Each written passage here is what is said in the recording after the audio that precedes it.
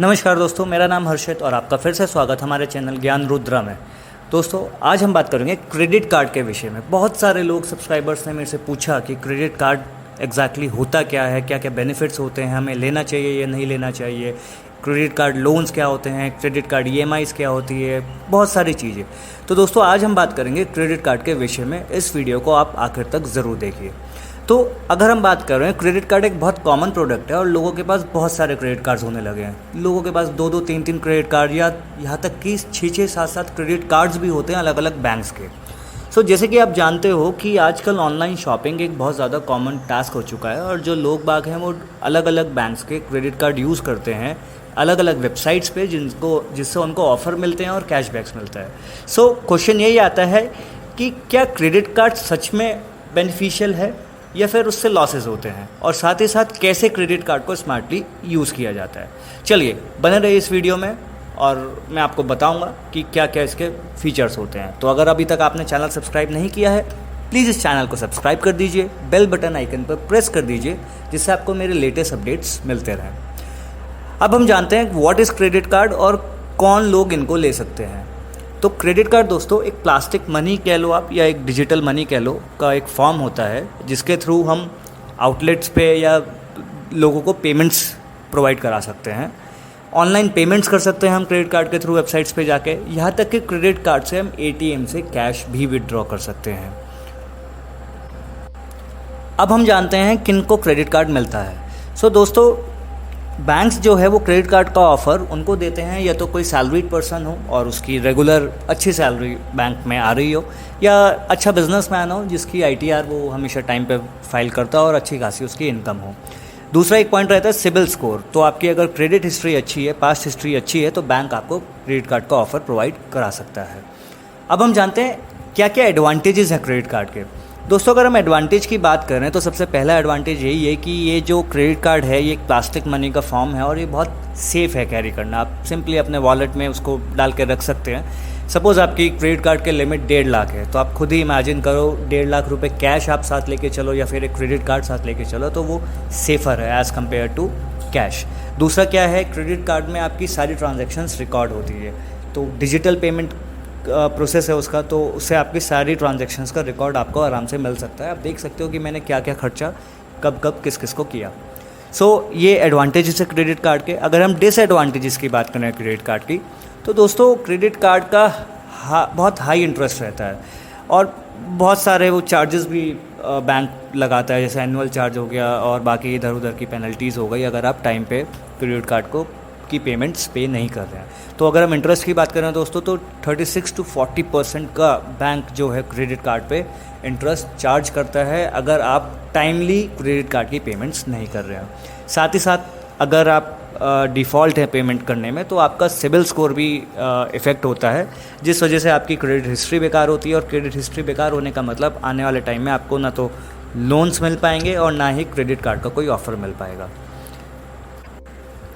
दोस्तों, अब एक बहुत इंपॉर्टेंट क्वेश्चन आता है, क्या क्रेडिट कार्ड अच्छा है या बुरा है। तो सबसे पहले हम बात करें, ये डिपेंड करता है आप इसको कैसे यूज़ कर रहे हैं। आइए हम डिस्कस करते हैं इसको। अगर आपने कहीं सुना हो कि इंटरेस्ट फ्री क्रेडिट पीरियड क्या होता है, तो हम डिस्कस करते हैं इंटरेस्ट फ्री क्रेडिट पीरियड के विषय में। दोस्तों, अगर हम बात करें तो बैंक जो है आपको 20 से 50 दिन का इंटरेस्ट फ्री पीरियड देता है। इसको समझने के लिए मैं आपको एक एग्जाम्पल के तौर पर बताऊँगा। सपोज़ आपका जो क्रेडिट कार्ड का बिल है उसकी जनरेट होने की तारीख 20 अगस्त है, ठीक है, और उसको जो पेमेंट आपको जो बिल जनरेट हुआ उसकी पेमेंट का जो टाइम है वो 10 सितंबर है। आप मान के चलो कि अगर आपने शॉप करा है 21 अगस्त को, तो जो उसका बिल जनरेट होगा वो नेक्स्ट मंथ होगा 20 सितंबर को, और उसकी पेमेंट आपको जो पे करनी होगी वो करनी होगी 10 अक्टूबर को। तो ये मैंने आपको बताया मैक्सिमम 50 डेज़ का इंटरेस्ट फ्री पीरियड होता है जो बैंक आपको प्रोवाइड करता है। आप अगर एग्जांपल लो 20 अगस्त को ही शॉपिंग कर रहे हो, तो 20 अगस्त को अगर उसका बिल जनरेट हो गया तो वो आपको 10 सितंबर को पे करना पड़ेगा। तो यानी 20 to 50 डेज़ का बैंक जो है आपको क्रेडिट फ्री पीरियड देता है। एक चीज़ इसमें ध्यान रखने वाली है दोस्तों कि अगर आपकी पेमेंट वो डिफ़ॉल्ट हुई, आप उसको टाइमली पेमेंट नहीं कर पाए जब आपकी ड्यू डेट आई, तो जो इंटरेस्ट चार्ज होगा वो जिस दिन से आपने शॉपिंग करी थी या परचेज़ किया था उस दिन से आपका इंटरेस्ट चार्ज होगा उस पर्टिकुलर ट्रांजैक्शन पे। सो जो ये 50 डेज़ का इंटरेस्ट फ्री है टाइम है, ये तभी एप्लीकेबल है जब आप अपनी पेमेंट्स टाइम पे कर रहे हो। सो अब अगला क्वेश्चन ये आता है, क्या नए लोगों को क्रेडिट कार्ड लेना चाहिए जिन्होंने आज तक नहीं लिया हो? तो इसमें मैं बोलूँगा येस डेफिनेटली, लेकिन आपको उसको स्मार्टली यूज़ करना होगा। उसमें क्या करना होगा, आपको स्पेंड, आपको जो भी खर्चा क्रेडिट कार्ड से करना होगा वो हमेशा अपनी पेमेंट की कैपेसिटी देख कर करना होगा, क्योंकि आप क्रेडिट फ्री पीरियड का तभी यूज़ कर सकते हैं जब आप क्रेडिट कार्ड की ऑन टाइम पेमेंट कर रहे हैं। सो सबसे पहले अपनी जेब देख लें कितना खर्चा करना है। दूसरा क्या है कि आप हमेशा फुल पेमेंट या फुल अमाउंट पे करें बैंक को क्रेडिट कार्ड का instead of minimum amount due. दोस्तों आपने क्रेडिट कार्ड अगर आप यूज़ करते हो, आप जानते होंगे हर महीने जब बिल जनरेट होता है तो वहाँ पे एक आता है टोटल अमाउंट का फीचर जो आपको पे करना होता है, या फिर वो बोलते हैं मिनिमम अमाउंट ड्यू कि आप ये भी पे कर सकते हैं। तो ध्यान रखिए दोस्तों, मिनिमम अमाउंट ड्यू पे करना एक बैंक का या क्रेडिट कार्ड का एक ट्रैप है, क्योंकि उससे सिर्फ होता है आपका इंटरेस्ट पे होता है, प्रिंसिपल वही की वही आउटस्टैंडिंग रहता है। तो जब आपका प्रिंसिपल वाला बैलेंस रहेगा तो दोस्तों उस पर 36 to 40% तक का चार्ज जो है वो बैंक आपको लेगा। सो ध्यान रखिए इस चीज़ का। अगर आपको क्रेडिट कार्ड यूज़ करना है तो एक तो आप हमेशा उतना ही खर्चा करिए जितना आप पे कर सकते हैं, और साथ ही साथ हमेशा टोटल अमाउंट पे करिए क्रेडिट कार्ड का, अदरवाइज़ आप उस ट्रैप में फंस जाएंगे हाइयर रेट ऑफ इंटरेस्ट के।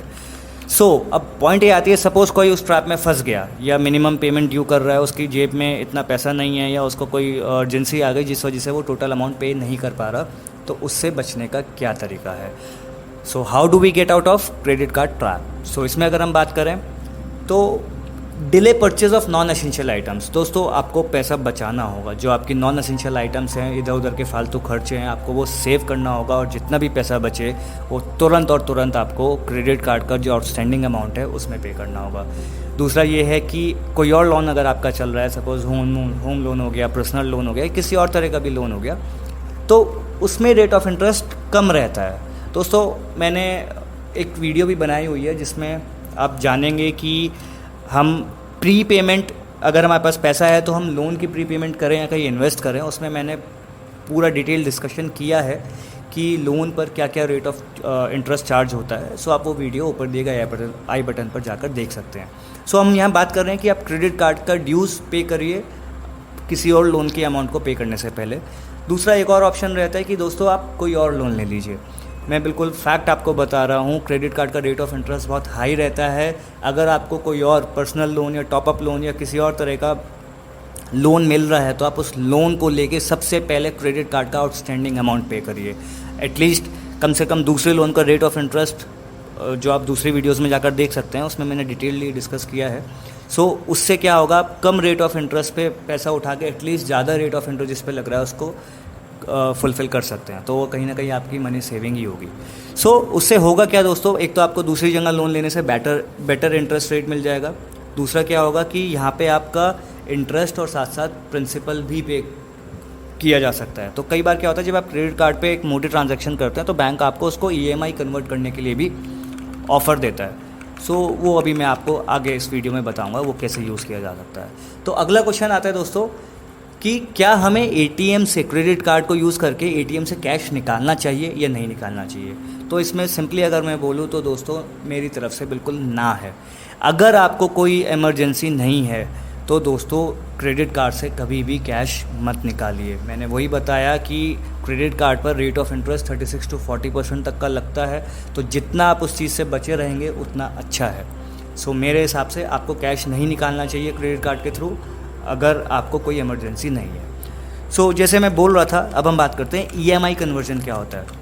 सो दोस्तों क्या है कि जब हम क्रेडिट कार्ड से कोई ट्रांजैक्शन करते हैं हायर अमाउंट की, तो बैंक आपको नॉर्मली वो 2500 से ऊपर की ट्रांजैक्शन को EMI में कन्वर्ट करने के लिए ऑप्शन देता है। सो उससे क्या होता है कि जो आपके अमाउंट है उसको वो लॉन्ग टेन्योर के लिए EMI में कन्वर्ट कर देता है, जिससे आपको वो लेसर इंटरेस्ट बैंक प्रोवाइड करता है। जैसे यहाँ पे अगर 36 to 40% एनुअली चार्ज कर रहा है वो क्रेडिट कार्ड के किसी ट्रांजैक्शन पे, तो अगर EMI का कन्वर्जन का ऑप्शन देता है आपको बैंक, तो वो उसका रेट ऑफ इंटरेस्ट सिर्फ 24 to 30% तक का रहता है। इवन इससे कम भी कई बार बैंक आपको ऑफ़र दे देता है।